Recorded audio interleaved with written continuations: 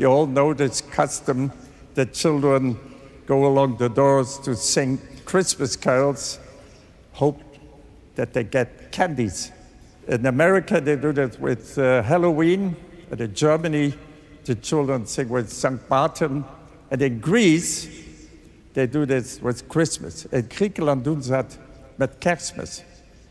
En gelukkig heb ik in mijn koor een Griekse zangeres. En die wil ook wel wat snoepjes verdienen. Luckily, I have in my choir a Greek soprano, and she wants to earn candies too. She's coming on stage now and sing this beautiful Greek song. Ze komt nu op de bühne en gaat dat lied voor u zingen.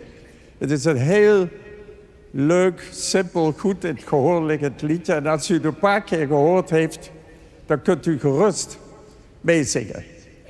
En als u goed zingt, dan krijgt u snoepjes.